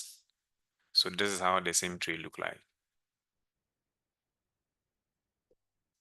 Now, to properly insert the SIM card, place the SIM card such that, I mean, the slanted edge fits with the SIM tray and also the silicon chip. So this is the most important part. The silicon chip of the SIM card should face upwards, right? And after that, you can just push it back and then restart the router, just as I indicated earlier, right? So this is how it look like. So this section should face upwards. Right. So there's the right way of doing it and there's the wrong way of doing it. All right. So like I said earlier, for remote assistance, we may want you to do this for us to get access to your system. All right. So this is basically how we'll be able to insert a SIM card into the router. Now let's move on with the radiation safety presentation. Please, is there any question regarding how to insert the SIM card? If we have any question, I believe you can drop them in the Q&A box. Now, moving forward with the radiation safety guidelines, right? So once again, I'm Hayford Inside, a radiographer and application specialist with Delft Imaging. And with this session, I'll be taking you through the radiation safety guidelines with regards to the Delft Light X-ray system. Once again, you are welcome to this session, and should you have any question in the course of the presentation, we'll humbly ask that you keep your questions in the Q&A box, and all your questions will be addressed at the end of the presentation. Now, to take start this presentation, let's first and foremost go through the various objectives that we have as far as this particular presentation is concerned. At the end of this session, we'll be introduced to the Delft Light system once again. That is, we'll get to abreast ourselves with the various features of the Delft Light system. And then we'll go through consideration on deployment and then key instruction to radiographers or X-ray technicians using the system. We'll also go through radiation safety tips, consideration for the operators, and then we'll conclude on that. Now, let's start with the features of the Delft Light X-ray system. Now, as we all know, or we can all attest to the fact that the X-ray system or the Delft Light system is user-friendly, and then it has two collimators. This gives us the chance to collimate laterally, I mean sideways, and also superiorly and then inferiorly, top and down, right? And then with this Delft Light or this portable system, it has a shorter exposure time, right, as compared to other portable X-ray system. And then when it comes to the exposure bottom, it's very extensible. It means that it gives us the chance to make distance exposures, which is a radiation safety measure, keeping us away from the source before we make the actual exposure. And then, as you all know, this system is battery powered. It means that should we find ourselves in a remote area when there is no access to electricity, we'll be able to still perform our TB screening or acquire our X-ray images. Now, as part of its features, there is also the presence of goniometer or inclinometer. Now, in radiography or in the course of practice, you may want to acquire some specialized X-ray images that may be different from the routine X-rays, where you may have to angulate or tilt the X-ray tube to some extent or to a particular degree. Now, this inclinometer simply guides you to ensure that you have the desired degree of your choice in acquiring those images. Right, so, and then it also helps us to ensure perpendicularity and parallelism. So for instance, if you want to acquire a chest X-ray image, it means that we want to ensure that the X-ray tube aligns well with the detector, right? It means that with that, we want to ensure that indeed the X-ray tube is perpendicular to the detector and also parallel to the ground, right? And then when it comes to the KVP range or the technical factors, the KVP range is between 40 to 90. The MAS is between 0.1 to 20. And then the shutter exposure time is between 0.01 to 1 second, right? Now, there is also the presence of tape measure for source to image distance measurement. So we want to ensure that we have the right distance between the X-ray source and then the detector, right? So that is a feature for us to ensure that we do not give the distance based on our individual discretion, but we use the tape measure to ensure that we have the exact SID. Now, as part of its feature, this is not a CR system, this is a DR system. A digital X-ray system means that once we acquire the image, we don't need any mediator to see the image. We don't need any digitizer, right? So there is also the presence or a unique feature that we call the automatic exposure detection. That is the AED in the detector for optimum dose limitation. It means that once we set the exposure factors and then the detector acquires optimal image quality, then the exposure will be terminated, right? That is basically the AED. And also, as part of its features, we want to ensure that the X-ray machine gives us or produces quality images. Hence, there is also the presence of inherent filtration of 0.8 millimeters of aluminum and then added filtration of 0.5 millimeters of aluminum. So these are the various features that helps us to ensure that we are able to get quality or diagnostic images from the X-ray system. That is the Delft Light X-ray system, right? So these are the various key features of the Delft Light X-ray machine. Now let's go through consideration on deployment. Now, the concept behind the deployment is in the area of fighting TB as a global communicable disease to find the so-called missing cases, right? So it is mostly used in active case finding. That is what we call the ACF, where there is active TB screening of individuals, even in the remotest of areas. Remotest of areas because the system comes with a Mobisan. And then we don't need, so it means that the system is battery powered, it comes with the Mobisan, and then even with the card for TB, you don't need internet to be able to use it. So these are the various features that gives us the liberty or the chance as users to use the system in even the remotest of areas. Now, taking all of these into account, it means that patient accessibility is highly possible even in hard to reach areas. Now, when it comes to its setup, there is no particular standard setup due to its nature. It can be set up in almost any venue applying the local, national, and international radiation regulations and guidelines, right? Now, a few things to take into account include the venue or the space, which of course include the radiographer area.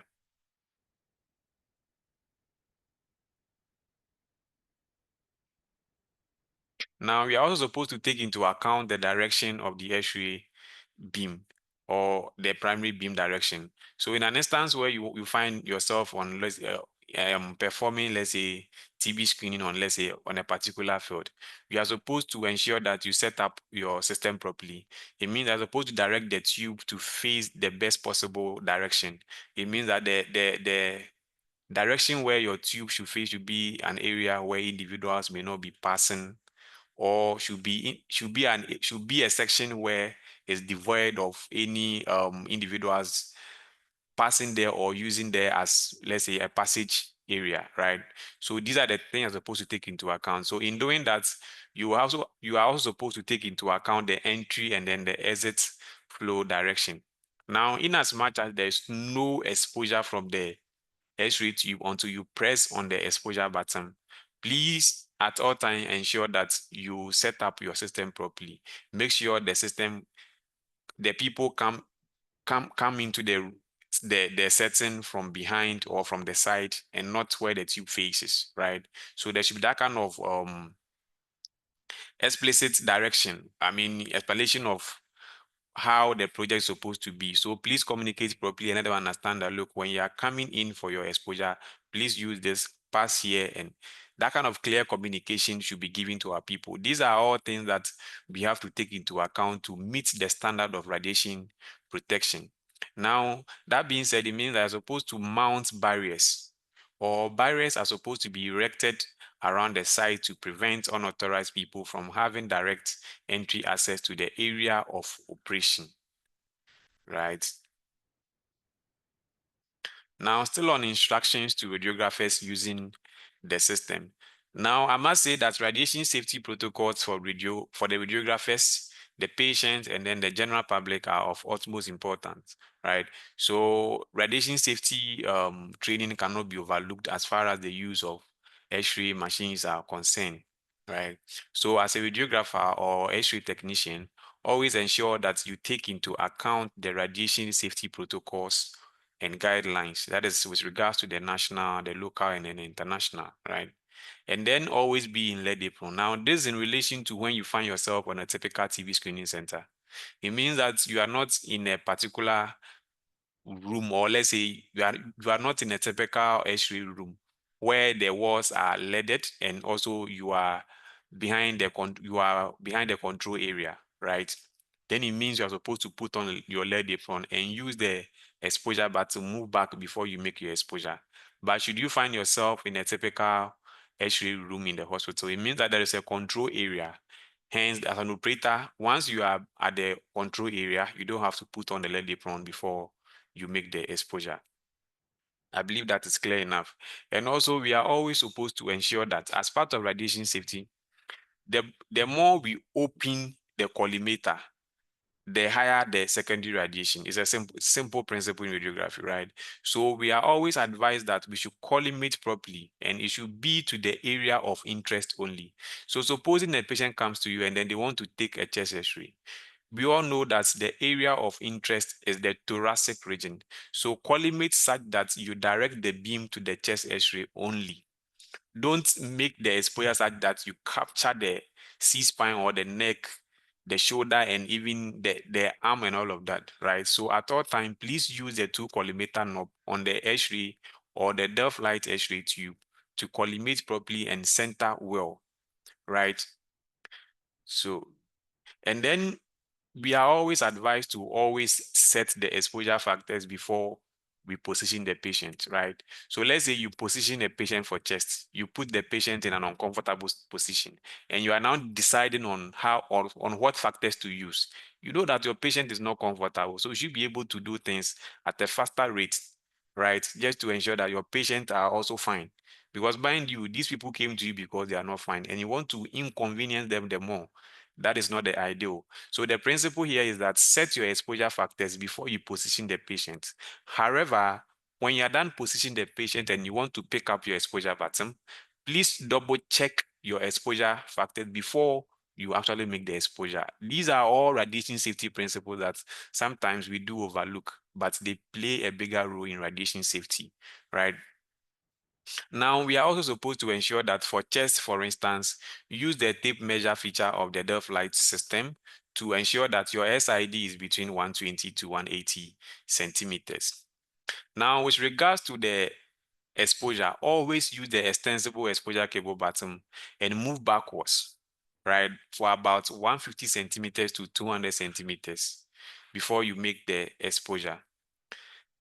Now, like I said earlier, when you find yourself on a typical TB screening center where you're not in a where you're not in a hospital or a leaded wall room, please ensure that you mount protective barriers to keep the public at a safe distance, right? One other thing that we sometimes overlook is the application of the 10-day rule to female patients. Now, with this refresher, if nothing at all, please take from us the 10-day rule, because there are instances where there are medical legal issues because some technicians expose pregnant women without knowing, right?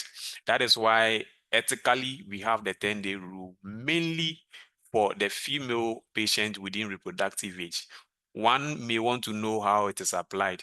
Now, the purpose of the 10-day rule is to avoid exposing female patients that may be pregnant. We all know that at the onset of the pregnancy, maybe they may not be aware, right? And you also make the exposure. Sometimes, although it hardly happens, it may lead to medical legal issues, right? So as a technician or as a radiographer, you are supposed to keep all of these in mind as far as radiation safety measures are concerned.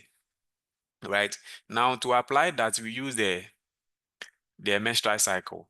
So here, the aim here is to make the exposure, because sometimes a female patient comes to you and then you ask them politely, professionally, that please, are you pregnant? You find a nice way to ask so they'll be able to tell you, because this is a sensitive conversation and they may not want to reveal that to you. So you have to first and foremost create that rapport with the patient. Then they are able to communicate to you on that level, right? Now, with that, we want to avoid exposing female patients that may not be pregnant. In some facilities, when you go there, they have a consent form where you sign to indicate that indeed you are not pregnant before you make the exposure. This is, in most cases, even with chest, is not really applicable. It's applicable, but not too much of a concern when you want to perform an abdominal chest, an abdomen X-ray, right? So in determining whether to perform that, we want to perform or acquire the X-ray at the time where we don't expect the patient to be pregnant. Now, we all know that with regards to the menstrual cycle, it starts, in most cases, is from day 1 to day 7. Most women will find themselves within that range, right?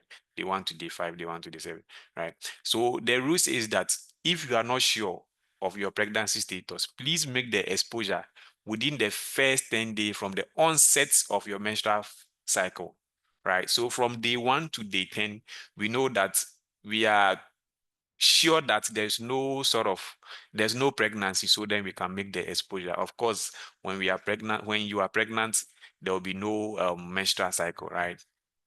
So basically, that sometimes we shy away from all of these and we end up having issues. But as a radiation protection officer, it's my duty to let you understand that, look, as a technician, please do put all of these in place, and that makes you a professional radiographer or technician.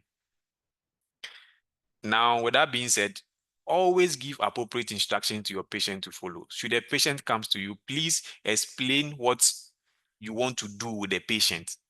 A patient comes to you and you just go ahead and then make the exposure. No, you explain to the patient that, look, your doctor says I should do this, that, and that, and that. And then for us to do that, you have to stand here and then we'll make the exposure. In the next few minutes, will be done. Once you explain the procedure to the patient, they are familiar with all that is going to happen, and then they are able to cooperate and it ensures smooth examination, right?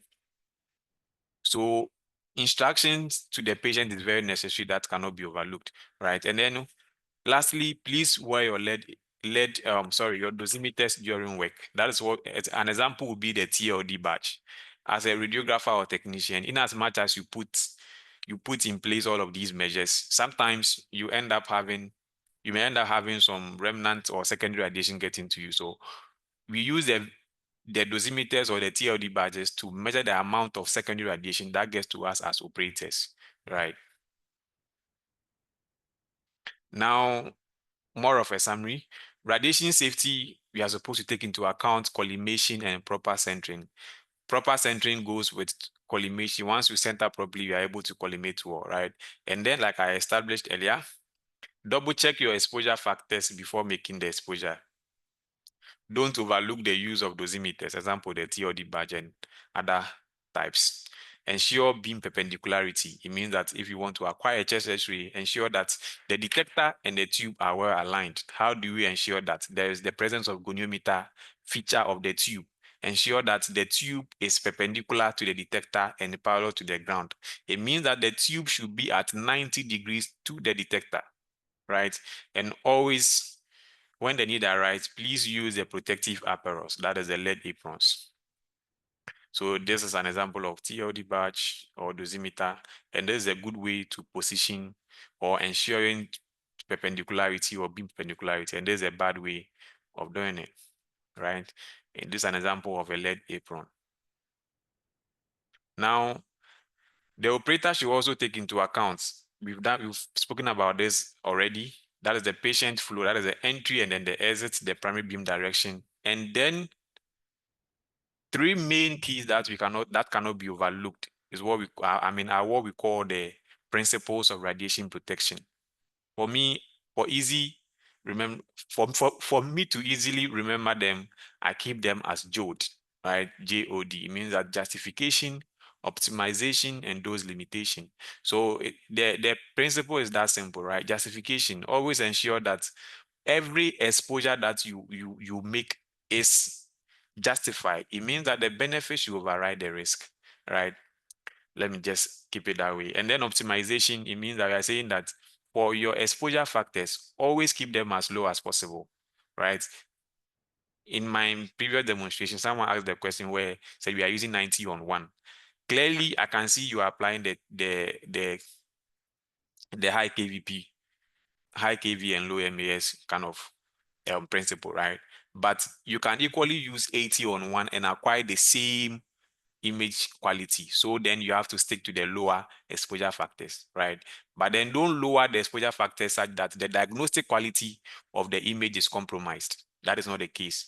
Use a lower exposure factor, but then the quality should be optimal, right? That is basically about the LRA, that is as low as reasonably achievable. And then those limitations, this has to do with the public and also the worker as well, right? Always ensure that you keep safe or you are away from the system before you make the exposure, and also ensure that you also protect individuals that are around. You know that we want to make an exposure and there is someone else coming to where you are making the exposure. It is your duty as an operator or X-ray technicians to allow to prompt the person to move, to keep off before you make the exposure.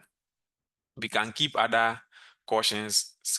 These symbols there to alert people to keep off, right? So we have a symbol like this, which in most cases reflect the 10-day rule, that if you are pregnant or you think you might be pregnant, please tell the technologists before having an X-ray completed. There is a reason for having some of these things at sections where we have X-ray, right? And then I believe before I understood that from the 10-day rule, right? Great. We are coming to the end of this presentation, right? Now, in conclusion, we are saying that radiation safety is in two folds. We have the operational safety, the built-in safety, or the design safety. Now, in most cases, the operational safety has to do with you, the operator, right? That is where you take into account the three cardinals of radiation protection. Mind you, I mentioned the three principles. Now, for these ones, they are called the three cardinals of radiation protection. That is the time, the distance, and then the shielding. So we are saying that as an operator, make sure you minimize the time and then maximize the time and make sure you are shielded. It's that simple, right? Make sure that the exposure factor that you select the lowest time possible, right? And then you make sure that you maximize your distance between the source and then maximize the distance between where you stand and then the source, right? And then ensure that you are shielded. Here, the control area comes to play, and also the lead apron comes to play, right? So the three cardinals of radiation protection: time, distance, and shielding. Now, as part of the operational safety, like I said, always explain the procedure to the patient. These are all examples of proper work practices, right? And then we have the built-in safety. Ensure you put in place proper facility planning. In most cases, when you find yourself in a typical hospital, it means that the room is already designed, so you know how to position staff, right? But should you find yourself on a field for, let's say, TB screening, then you also have to apply things that you have learned here to set up your location or your system properly. So these are things that are not supposed to be compromised at all, right? Always keep them in mind and apply them when using the system, right?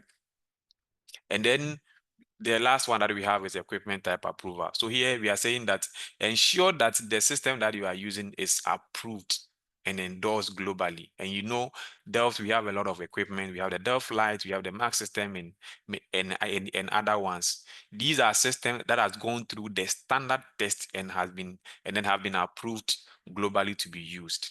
So these are the various sections of radiation safety. And this brings me to the end of my presentation. Should you have any question, I'll humbly take them and then address them accordingly. Thank you for your rapt attention. Thank you, Hayford. We do have one question, which is asking, I think it's more for tomorrow, but let me highlight it in case you would like to share something on it. So the user wants to know if we can use any other router apart from Teltonica.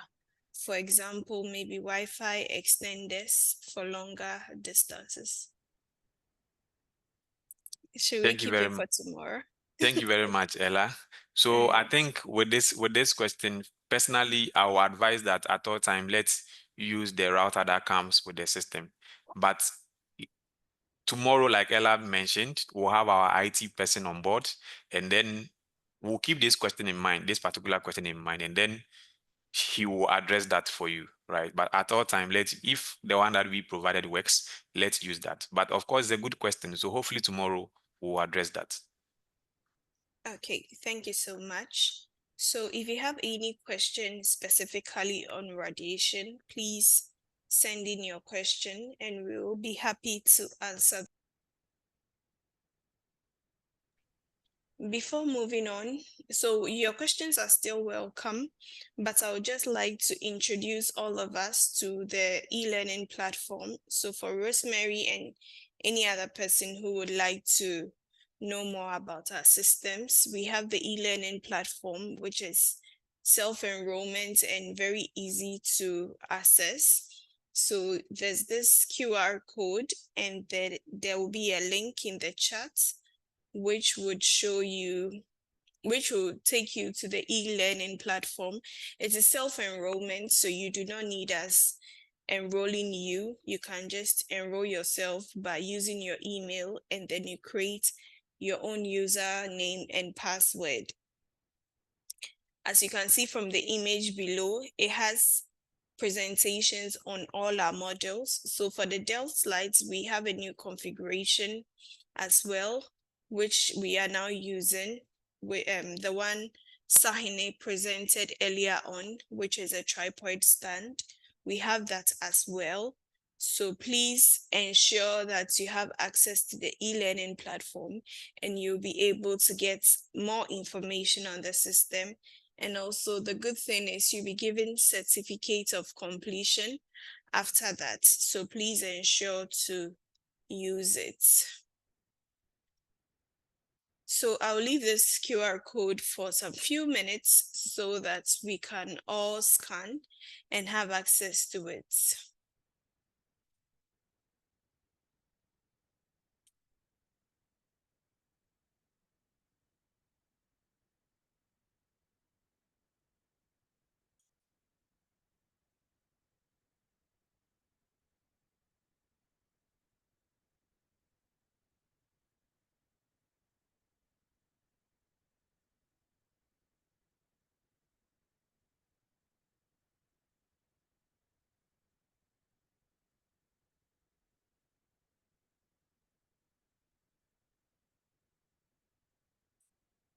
All right, so we see that the link to the e-learning has been shared in the chat. Please do well to access it, and then you will get access to it. So we move to the most important part of the day, as I mentioned earlier, which is the planned preventive maintenance. So we encourage you to fill out this form to send feedback on how your system is functioning, and then we'll be able to assist you. Shortly, we will have our facilitator, Sahini, take us through the whole platform or the form, but then before that, I am leaving this QR code for a while, just so we are able to scan it. Also, the link will be shared in the group, which has been shared now. So please click on the link to join or to open the form, and then we'll be taking through it by Sahine.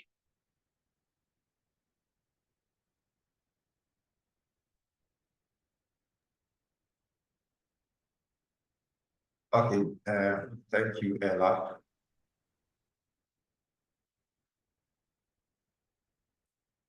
So as Ella said, the PPM is basically a checklist that outlines some series of steps or checks that you, the user, need to carry out to check for any possible faults with your system. So at this point, I'll also open my PPM form and take us all through I'll take us through all of the checklist items that we have to take note of during the filling of the form.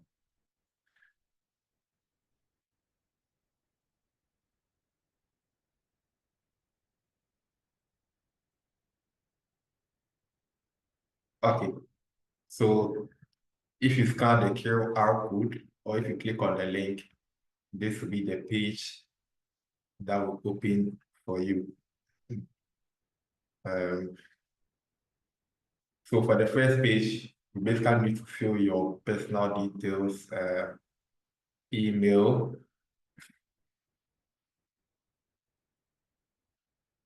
then you can enter your name,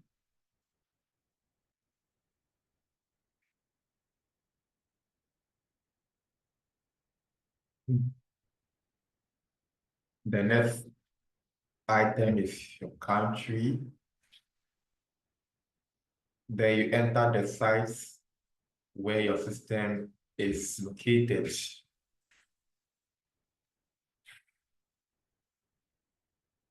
Then there's a composite portion for your WhatsApp contacts in case the support team will need to contact you for guidance or support to resolve any issues that come up. Then this is the most important part of the page where you get to select the products that you want to fill the PPM form for. So for this session, I'll be going through the planned preventive maintenance checklist for Delft Light. So select Delft Light. Then you enter your serial number. So for Delft Lights, we mostly prefer that you use the MOB number. You find the MOB number on the tube or on the Mobisan, or you can also find it on the detector. Yeah.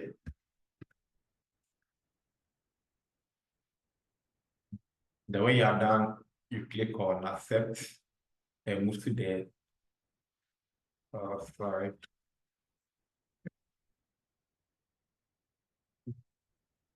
When you are done, click on next. Then you can have the full list of items in the form. So the first step has to do with the Delft light generator. And the instruction is to check if the generator, the cables, and battery are in good condition. So this is very simple. We just need to visually inspect. If it's all right, select true. Otherwise, you can comment whatever you have identified to be wrong with the generator, the cables, or the battery. Sorry. The next point, clean the generator with a dry tissue if dust or water drops are visible. I made mention of this point when I was going through the occupational procedure. So as it is a PPM, you are supposed to clean it again, since we are trying to maintain the system in the appropriate manner. So after carrying out this step, then you click on done. Next step is to check for any condensations on the collimator light glass. Yes, so it's sometimes possible to find some kind of misty water droplets on the inner side of the collimator glass. So if you, as a customer, you have noticed anything like this, then you can click on other and comment. Otherwise, if it looks very clear, then you can click on choose. Then the next one is to feel that there are no loose parts on the attachments of the collimator, the handle, or other parts of the X-ray units. So for this part, you are basically expected to use your hand to check for any unusual movements or any loose parts of the tube or the detector. Then, when using the inclinometer and phase level, the collimator light is positioned on the center of the X-ray beam. So this is just to check the centering of the collimator. Once you do this, you realize that you are able to get the cross beam at the center of the detector, then you click on choose. Otherwise, you comment whatever you notice. Next one, all the buttons on the generator are functioning. If that's the case, you select choose. Otherwise, let us know which of the buttons are not functioning properly. And then the audible sound is heard during exposures. If that's the case, select choose. Otherwise, let us know. But then I should comment that there is a buzzer button on the tube, so it is possible for you to not hear a sound when you expose due to the buzzer being inactive. Okay, so if that's the case, then you need to press on the buzzer button and try another exposure to check if you hear sound. If for that case you don't hear a sound too, then please let us know in the comments area provided. Next one, the tube can be moved to a distance where the two laser beams form a nice plus sign on the detector. Okay, so usually the distance is preset such that at the point when the cross beam becomes a perfect plus, the distance between the detector and the tube is about 100 centimeters. Okay, so if you check this and you are able to get a good enough distance, then you can select tube. However, if you notice that the distance at which the plus sign is formed is too close to the detector or is too far from the detector, then please let us know in the comments portion provided. And then make sure that the battery of the generator is fully charged at least every 6 months. In addition, the battery should be charged to 50% at least every 2 months.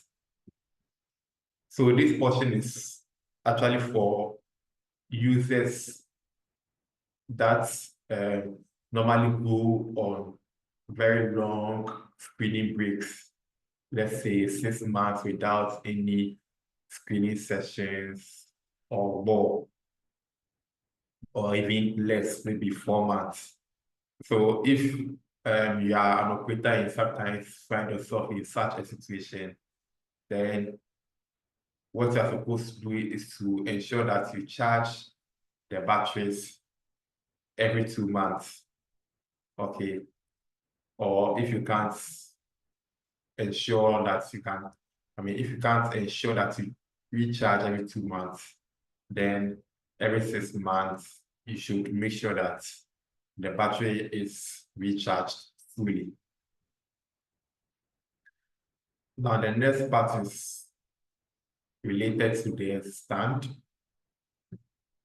The first check is to verify if all the knobs of the stand can be tightened and loosened freely. And there's a warning here which is do not use excessive force when tightening. So this check is basically to ensure that the stands are kept in a stable position when the knobs are tightened, because that's the purpose they are supposed to serve. And so if after tightening they are still movable components, then it means there's something wrong with the knobs. And in that case, you need to let us know by filling this portion of the form. Otherwise, you select true. The next point, visually inspect if there is any corrosion or rust on the stand. Okay, so if you notice any form of rust indications on any part of the stand, you can indicate that area by filling these parts. Otherwise, if all is very clear and there's not any rust on the stand, then select true. The third part has to do with the detector. And the first checklist is to check for any scratch marks on the exterior of the detector. So after checking, if there's any scratch mark, same process, let us know by typing it over here. Otherwise, select true. And then try to see if the wireless communication link between the detector and X-ray workstation is operational.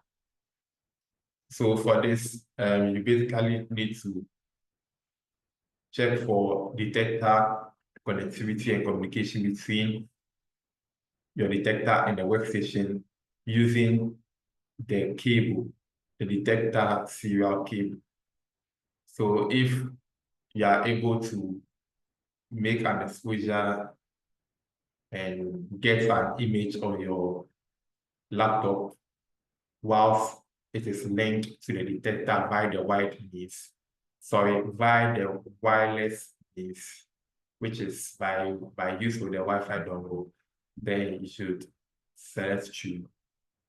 If not, then you let us know in the comments section. And then you are supposed to try again using the wired communication cable. So you are supposed to take an exposure and then check to see if you'll be able to receive an image on the CSDI any laptop. If that's the case, then you select true. Otherwise, you comment what the observation was in this comment section provided. The fourth part is about the Delft Light workstation. And the first check is to check if all the ports and keys of the workstation laptop are functional. Okay, so this self-explanatory. So within a few seconds, just try to have a feel of all the keys on your keyboard and also your mouse pad to verify if all of them are working perfectly. Then you let us know what the observation was over here. The next one the Canon CSDI software starts without error. So normally, as Hayford said, and as field operators have observed, once you boot your laptop, the CSDI any software is supposed to open for you to enter the login details, and then you have the opportunity to register your patients and carry out your exams without any form of hindrances. However, if there are certain warning signs that are obstructing your freedom to carry out exposures or to register patients, then please select this part and comment what you observed. Otherwise, select true. Fifth part, which is about the Delft light detector hanger. And first, visually inspect the detector hanger. It is in a good condition. The straps are supposed to be intact. So check for any form of damages to the detector hanger. If that's the case, please comment it over here. Otherwise, select true. And check that the plastic strap tensioner of the detector hanger is in good condition. Okay, so I need to come back here. This session was with regards to the detector hanger.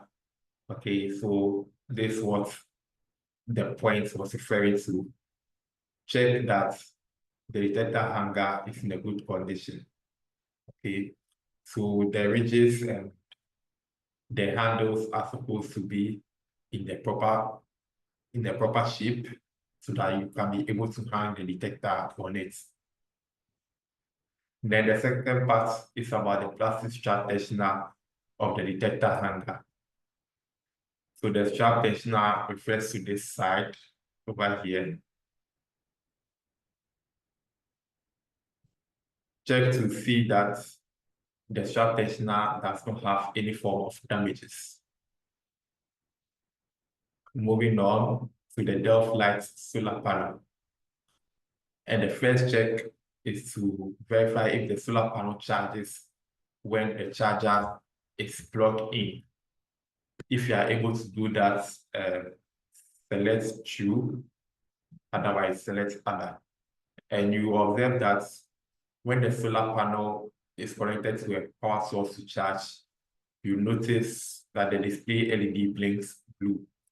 And also the percentages, the percentage indicated on it will increase gradually with time. Also, check that a device can be charged using the USB port. And this self-explanatory, so connect the device to USB port and check to see if it works. And let us know your response. Next is to check the AC port. If it's working, select true. Otherwise, comment if there's a fault with it. And then check the two-way switch to ensure that it works. First of all, check to see if the movie sun or the Delft light solar panel turns off when the switch is turned off. And also check to see if the two-way switch is able to activate all power sources. If that's the case, then you select true. Okay, so once you are done, then you click on next.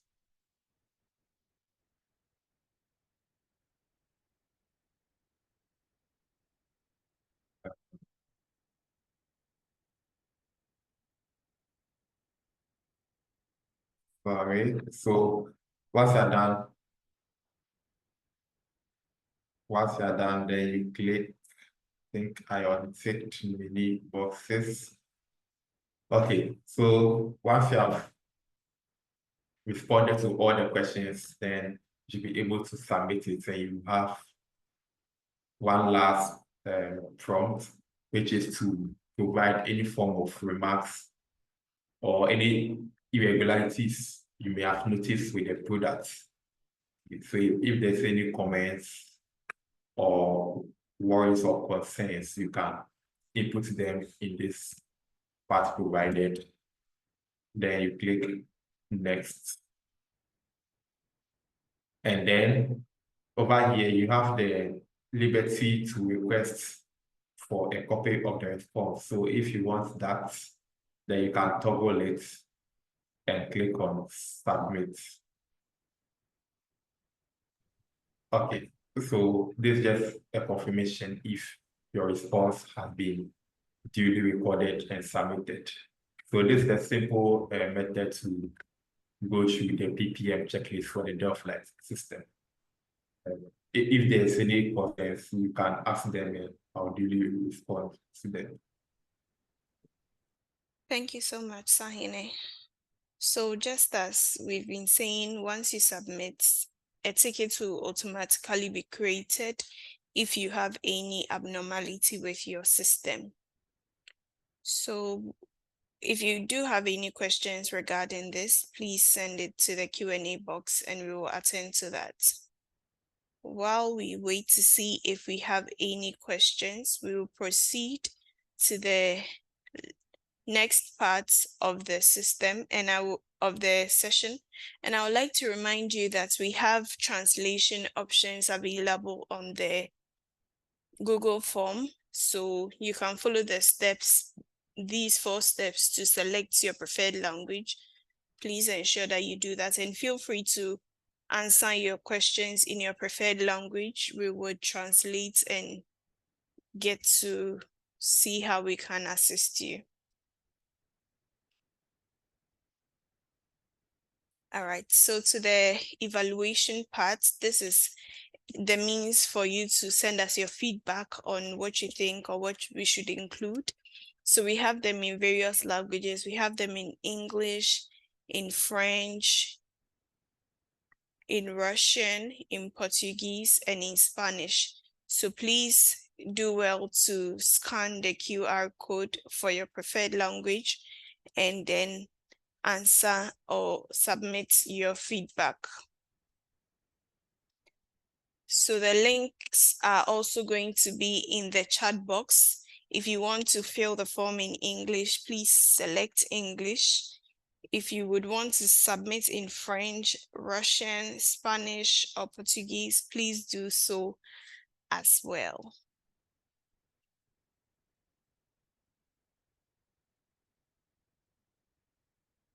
Kindly ensure that you submit your feedback. This helps us to know what you would like to see next and what we should change or improve on. So please ensure to send your responses through.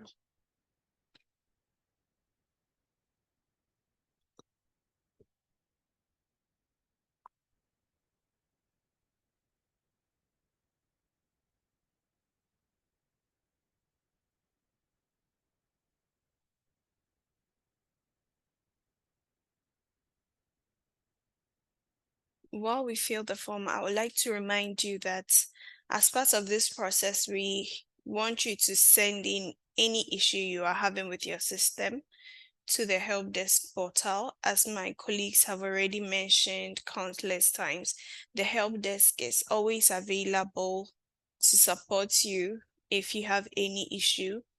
And also for the upcoming World TB Day, if you do have any request or you need assistance before the day to be able to screen or do any program you have coming up, please feel free to reach out to us and we'll be more than happy to support you.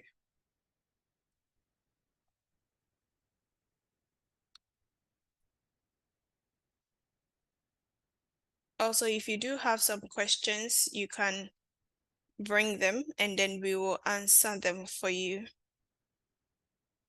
The links can be found in the chat box. So please click on the particular link and then send us your feedback.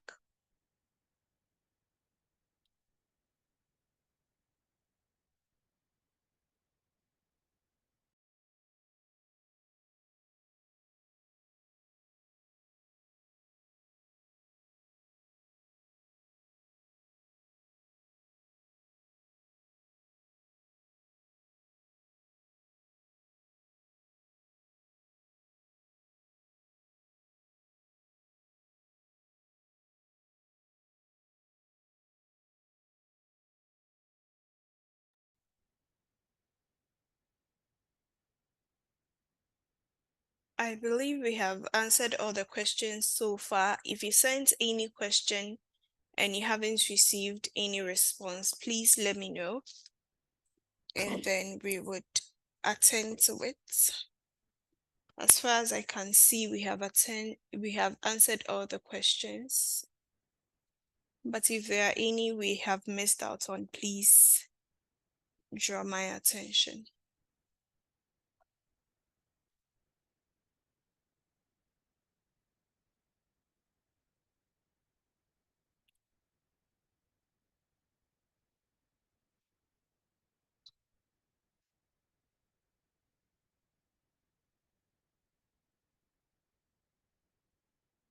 Okay, I believe we all have the links now, so we will look forward to receiving your responses. We would like to say a big thank you for joining today's session. It has been interactive, it has been amazing spending time with you, and we hope that your project implementation continues to go as smooth as possible. And if you do need our help, feel free to reach out, and we are always more than happy to serve you. I would like to remind our users with Cut for TB that do join the session tomorrow. Tomorrow we'll be dealing with a lot of things regarding Cut for TB, so we'll be able to attend to all your questions. Thank you for joining, and it's been a pleasure spending time with you. See you same time tomorrow.